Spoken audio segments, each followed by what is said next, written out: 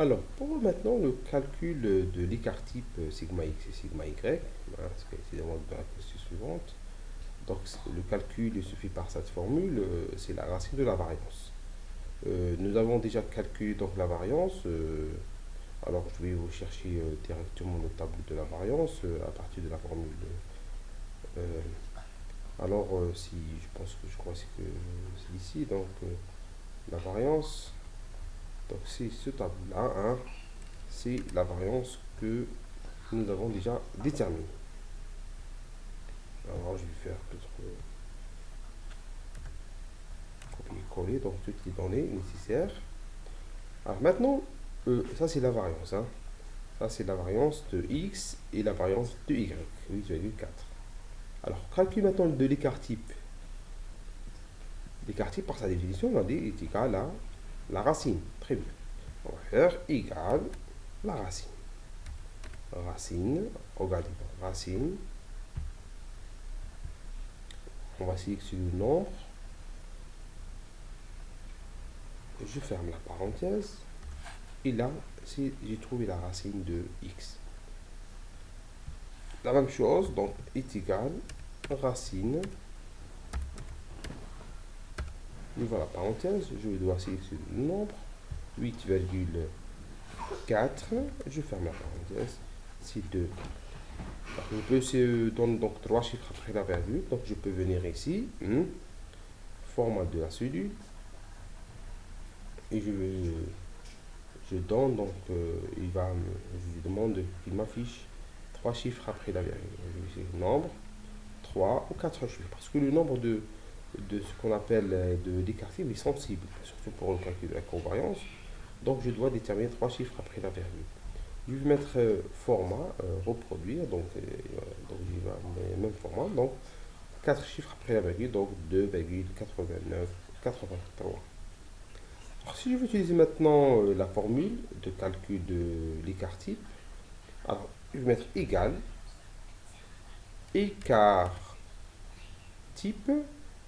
Là, je vais sélectionner écart type P, ça veut dire ce qui concerne population, écart type d'une population. Je sélectionne donc la série que l'écart type de x, donc de toutes les valeurs de x. Je ferme la parenthèse. Donc, vous voyez, donc il me donne ce même chiffre-là, donc c'est égal à. Je vais changer le format. Nombre. 4 chiffres après la virgule, 3. Et j'obtiens, d'accord, vous voyez, le même nombre. Hein. La même chose, je vais faire reproduire comme ça. On va voir qu'est-ce qu'il va me donner. Hein. Hop.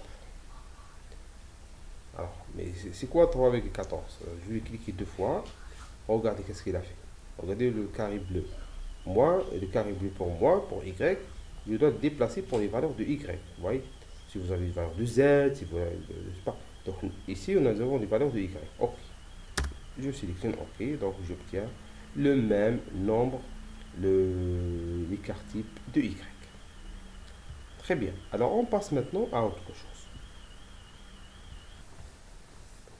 On passe au calcul de la covariance. Alors, la covariance, donc comme vous le connaissez, donc ça se calcule par la méthode à partir de la formule de définition ou la méthode de développer. Alors, pour regarder ça, premièrement, pour calculer à partir de la formule de définition, donc nous avons besoin de la différence de x, y, i. La différence de y et i fois x bar et puis leur multiplication.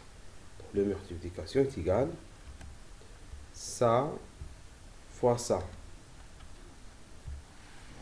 OK. Puis je fais pour toutes les valeurs de x et y. Et à la fin ici, je vais faire quoi? La somme. La somme, je vais écrire, soit je sélectionne directement des valeurs, puis je fais somme automatique. D'accord. Donc ça, si je veux calculer à partir de la formule, on a dit de classique. Alors je vais venir ici, donc la formule classique, je vais faire la somme égale 79 divisé par 10. Regardez la somme, toute cette somme-là, elle est divisée par 10. Je viens, ok. 7,9. Alors, si j'ai besoin de calcul de ce qu'on appelle de ça, à partir de la formule de développer, donc je dois calculer la multiplication de xy égale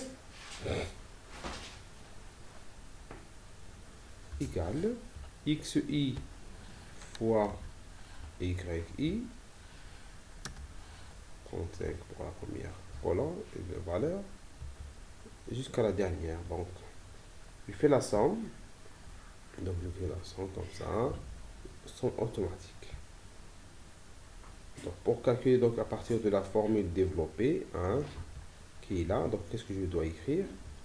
Égale, donc je vais ouvrir la parenthèse pour la somme divisée par 10, voilà la parenthèse, puis moins x bar y bar.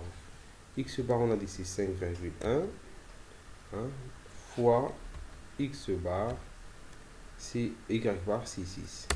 Je vais mettre OK. Et là, j'obtiens quoi? 7,9. J'obtiens la même valeur. Très bien. On regarde maintenant avec la formule XL utilisée. D'accord? C'est égal à quoi? Donc, je vais mettre égal. Je vais noter covariance. Voilà. On regarde covariance. Qu'est-ce qu'il me demande? Il me demande matrice 1. Donc, je dois sélectionner des valeurs de la valeur, donc la colonne X, point virgule, puis la matrice 2. Donc, la matrice 2, elle est là. Et puis, je ferme la parenthèse. OK. Et bien, j'obtiens la valeur qui est 7,9. Donc, nous avons vu dans cette partie comment on calcule maintenant la covariance avec la méthode formule classique, la formule développée et l'écart avec la formule de X. Alors, regardons maintenant comment on calcule maintenant le coefficient de corrélation. Alors, coefficient de corrélation, par sa définition, donc il se calcule par la formule suivante. C'est le cov xy sur sigma x, sigma y. Sigma x et sigma y, donc nous avons déjà déterminé ça. La covariance, nous avons trouvé 7,9. Donc, il nous suffit de déterminer le coefficient de corrélation, qui est égal par sa définition. Donc, c'est égal à quoi? C'est le cov qui est là. Je vais mettre égal cov divisé par quoi?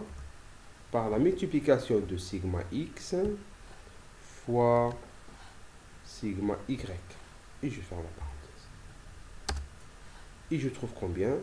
Je trouve donc un chiffre de combien? 0,8943. D'accord? Donc ça, c'est le coefficient de corrélation. Donc il est quoi? Il est, on peut dire, on a une forte corrélation.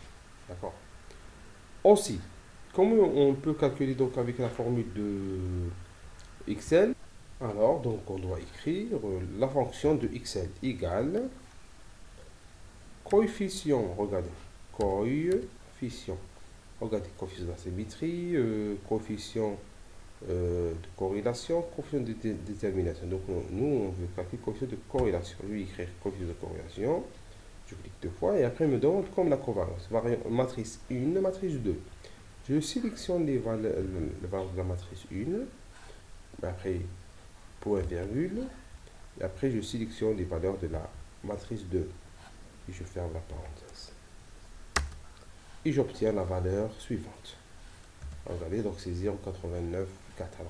Alors là, je peux demander Excel, donc de mettre 4 chiffres après la virgule. Voilà, comme ça. Regardons, donc c'est la même valeur, d'accord? C'est 0,89 43.